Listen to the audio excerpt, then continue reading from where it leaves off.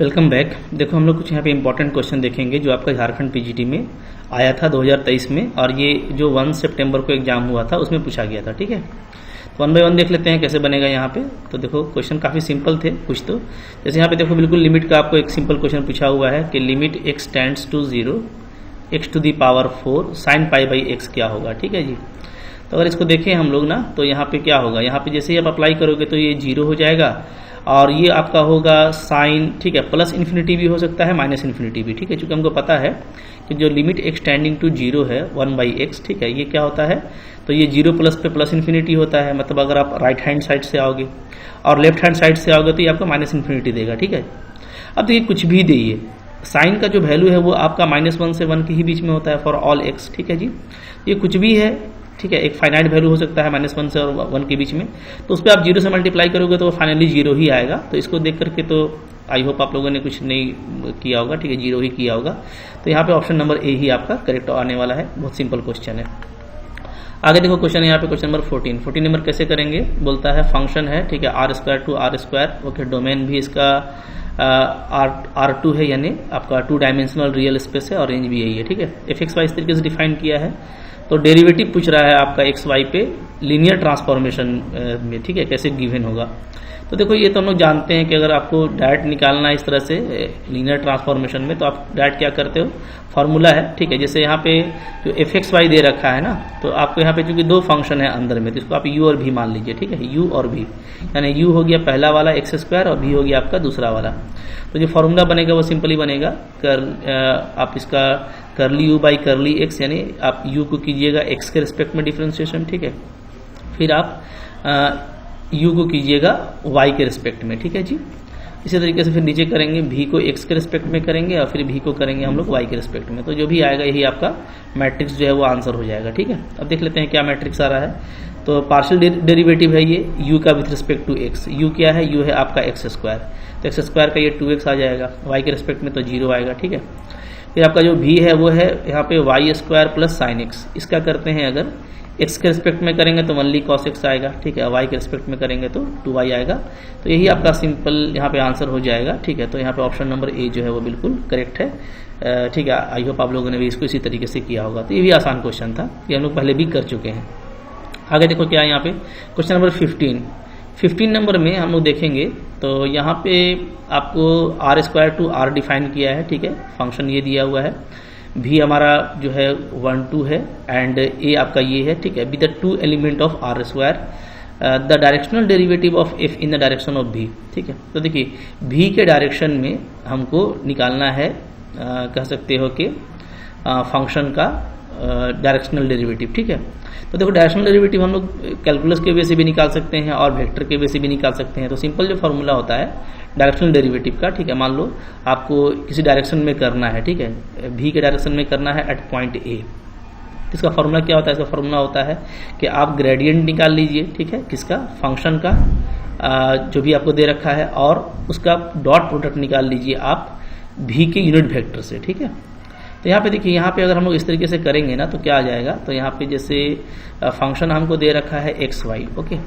अगर मैं इसका ग्रेडियंट निकालता हूँ तो ग्रेडियंट का मतलब क्या होता है, ग्रेडियंट का मतलब होता है करली f बाई करली x, ठीक है जी, i प्लस करली f बाई करली y j, चूंकि यहाँ पे 2 ही वेरिएबल है x और y, तो ऐसे कर देंगे। ठीक है, तो अगर मैं x के रिस्पेक्ट में पार्शियली डिफरेंशिएट करता हूँ तो क्या आएगा, y आएगा, तो ये आपका हो जाएगा y i प्लस y में करूंगा तो x आएगा तो xj। ठीक है, ये हो गया, तो यहाँ पे हो गया yi प्लस xj। ठीक है जी, अब ये किस पॉइंट पे करना है, तो ये आपको दिया हुआ है a1 a2 पे करना है, तो यहाँ पे हमको a1 a2 यहाँ पे डालना पड़ेगा। ठीक है, अच्छा v वेक्टर हम लोग देख लें यहाँ पे, तो यहाँ पे देखो, यहाँ पे ना एक्चुअली जैसा ऑप्शन दे रखा है तो यहाँ पे यूनिट वेक्टर लिया नहीं है। ठीक है, यहाँ पे क्या लिया, यहाँ पे डायरेक्ट वेक्टर लिया है कह सकते हैं, तो मैं डायरेक्ट वेक्टर ही ले लेता हूँ। ठीक है, कहीं कहीं पे डायरेक्ट वेक्टर भी ले सकते हैं, कोई इशू नहीं है, तो ले लिया ये।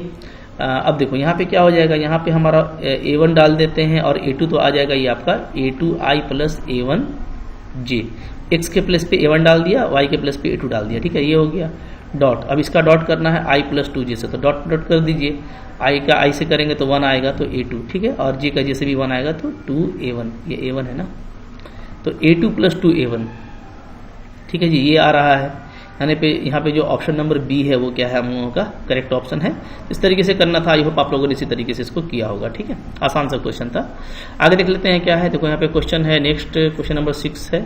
अगेन देखो ये लिमिट का क्वेश्चन है, आसान ही क्वेश्चन है। क्या है, limit n tending to infinity है, 1 का पावर 1/n4 है। ठीक है, और यहाँ पे समेशन आपको दे रखा है जे क्यूब, जे आपका 0 से लेकर के कहाँ तक है जी, 2n-1 है। ठीक है, अब देखो ये जो भी है ना, ये क्या है, ये हम लोग सम ऑफ नेचुरल नंबर का फॉर्मूला जानते हैं। क्या होता है, क्यूब ऑफ नेचुरल नंबर क्या होता है, 1 का क्यूब, 2 का क्यूब, 3 का क्यूब। ठीक है, इस तरीके से आपको क्यूब ऑफ नेचुरल नंबर अगर दिया है n क्यूब के लिए, तो क्या होता है, ये होता है हमारा n टर्म के लिए ये होता है n+1/2 का होल स्क्वायर। ये जस्ट आप 12 में पढ़े होंगे। ठीक है, 11th में ही है ये, एपी में समेशन में है।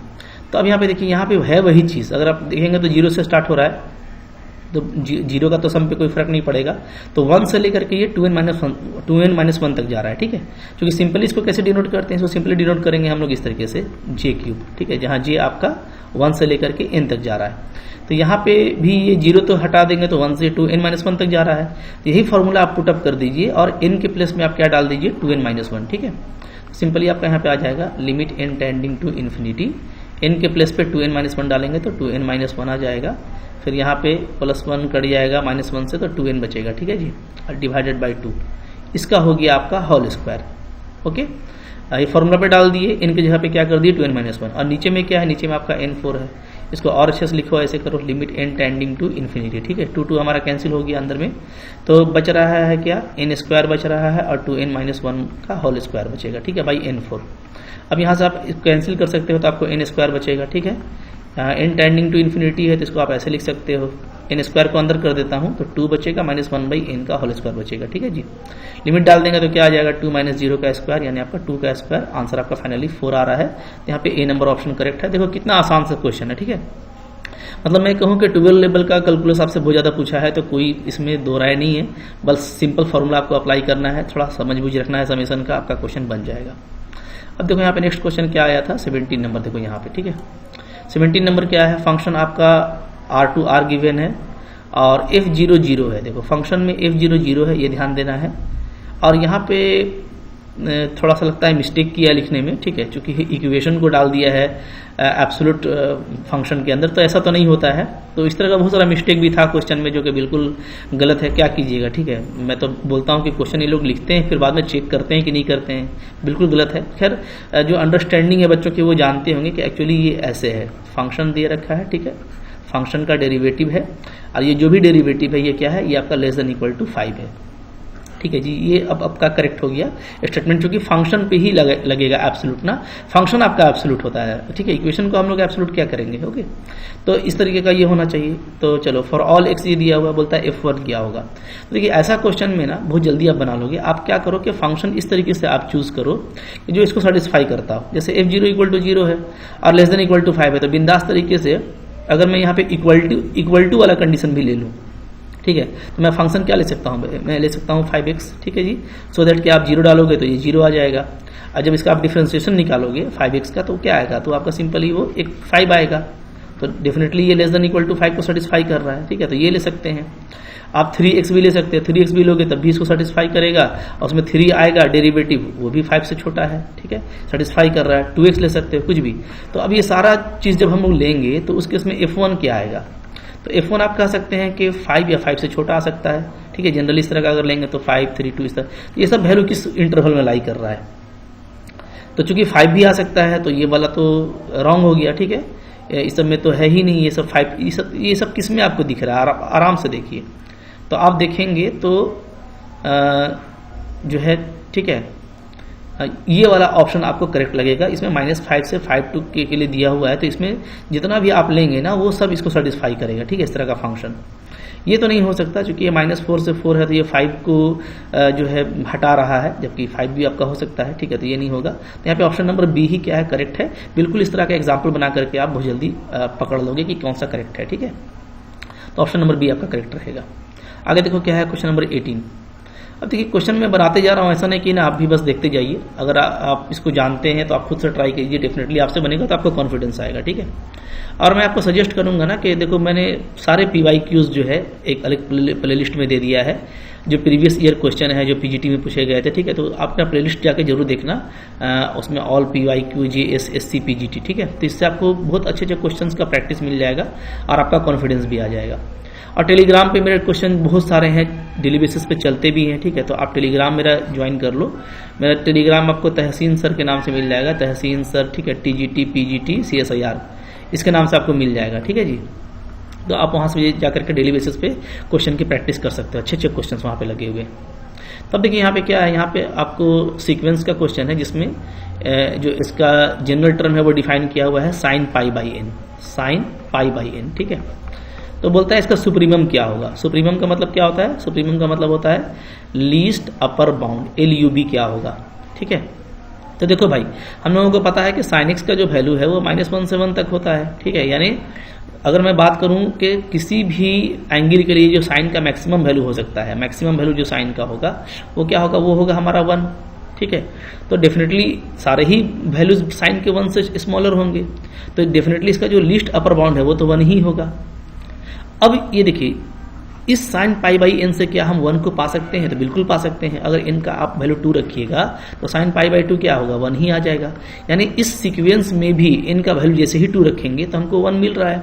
तो एक तो इसका 1 सुप्रीमम वैल्यू है और इसी में है, मतलब इस सीक्वेंस में आपको मिलेगा। जैसे जैसे 1 रखेंगे तो sin π आएगा 0, इनका वैल्यू 2 रखेंगे तो 1/2 आ जाएगा, इनका वैल्यू 3 रखेंगे sin π/3 sin 60 डिग्री, ठीक है, √3/2 आएगा। तो इस सीक्वेंस में 1/2 भी आ रहा है, ठीक है। क्या हो गया, अच्छा 2 रखा था तो sin π/2 था ना, तो sin π/2 1 होगा। यहाँ पे थोड़ा सा सुधार लीजिए, ठीक है। तो फिर से इसको मैं बोल देता हूँ, अगर इनका वैल्यू रखेंगे हम लोग क्या 1 तो sin π आएगा, वो 0 होता है। इनका वैल्यू 2 रखेंगे तो sin π/2 आएगा, 1 होता है।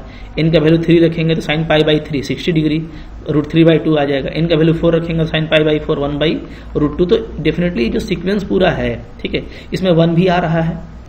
तो अगर 1 आए तो हम लोग इसको क्या बोलते हैं कि 1 अटेंड कर रहा है। अटेंड का यही मतलब होता है। तो इस सीक्वेंस का सुप्रीमम वैल्यू 1 है और वो इसमें अटेंड कर रहा है। तो यहाँ पे ऑप्शन नंबर सी आपका बिल्कुल करेक्ट हो जाएगा, ठीक है। तो कोई मुश्किल क्वेश्चन नहीं था, इसी तरह का क्वेश्चन आपने पहले भी किया हुआ है। आगे देख लो, यहाँ पे कुछ क्वेश्चन है जैसे आपको बोलता है choose the incorrect statement. Incorrect पे ध्यान दीजिएगा भाई, है ना। लोग हड़बड़ी में क्या करते हैं, बस देखते हैं बस जो ट्रू है वही करके आ गया, कभी कभार इनकरेक्ट आ जाता है, ठीक है। तो यहाँ पे देखो जनरली सारा क्वेश्चन जो है ना यूनिफॉर्म कन्वर्जेंसी, यूनिफॉर्म कंटिन्यूटी से है और रिजल्ट बेस्ड है। जैसे every uniformly continuous function is continuous, बिल्कुल सही है, ये तो ट्रू होता है, ठीक है।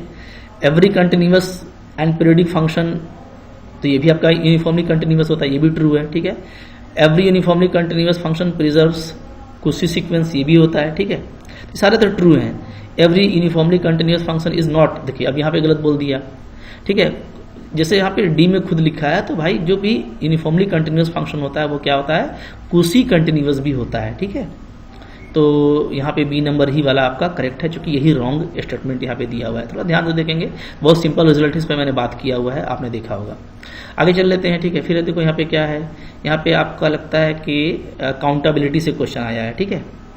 तो देखिए फिर से आपको इनकरेक्ट स्टेटमेंट चूज करना है। तो आप यहाँ पे देख सकते हो the infinite product of countable set is uncountable, okay. तो यहाँ पे देखो यही लगता है इनकरेक्ट हो जाएगा। ओ सॉरी, ये सही है ना, इनफाइनाइट प्रोडक्ट है, ठीक है। इनफाइनाइट प्रोडक्ट है काउंटेबल सेट का, तो कोई भी काउंटेबल सेट लेंगे उसका इनफाइनाइट प्रोडक्ट करेंगे, डेफिनेटली क्या होगा, वो इनफाइनाइटली अनकाउंटेबल तक चला जाएगा। तो ये बिल्कुल ट्रू है। The countable union of countable set is countable, सही जानते हैं, ट्रू है ये भी। The finite product of a countable set is countable, correct, बिल्कुल ट्रू है। A set of algebraic number are uncountable, ये देखिए ये भी आपने पढ़ा है कि सेट ऑफ अलजेब्राइक नंबर क्या होता है, काउंटेबल। देखो ये सब मैंने प्रूफ भी किया है, ठीक है। सिंपली जो काउंटेबिलिटी है उसका जो है रिजल्ट है, तो ये आपका रॉन्ग हो गया, ठीक है जी।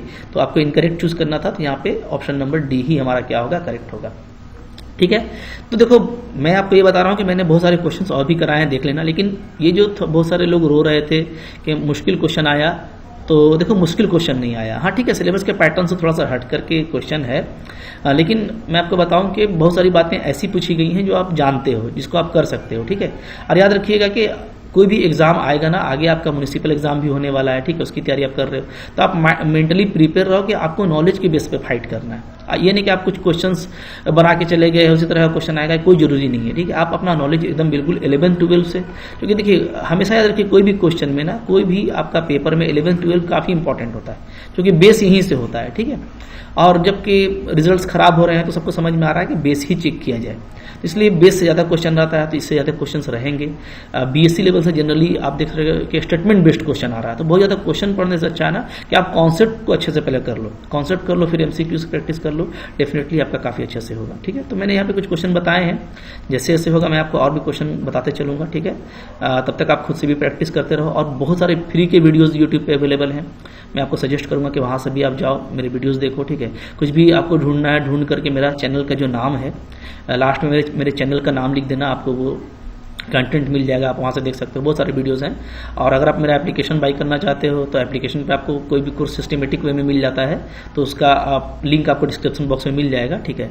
मेरे एप्लीकेशन को आप प्ले स्टोर से डाउनलोड करके वहाँ से भी जेन्युइन प्राइस पे बिल्कुल कोर्स या टेस्ट सीरीज को बाई करके आप तैयारी कर सकते हैं, ठीक है। कोर्स बाई करने से ये फायदा होगा कि फिर मैं आपके डाउट्स ले सकूँगा, आप मुझसे डाउट्स पूछ सकेंगे, ठीक है। तो आई होप आपके लिए ये फ्रूटफुल था, ठीक है, अच्छा लगा होगा। तो लाइक कीजिएगा, बिल्कुल कॉन्फिडेंट रहिए, ठीक है, कॉन्सेप्ट को सीख के जाइए, डेफिनेटली आपका एग्जाम अच्छा जाएगा। शेयर कीजिएगा, चैनल पे नए सब्सक्राइब कीजिए। Thank you very much.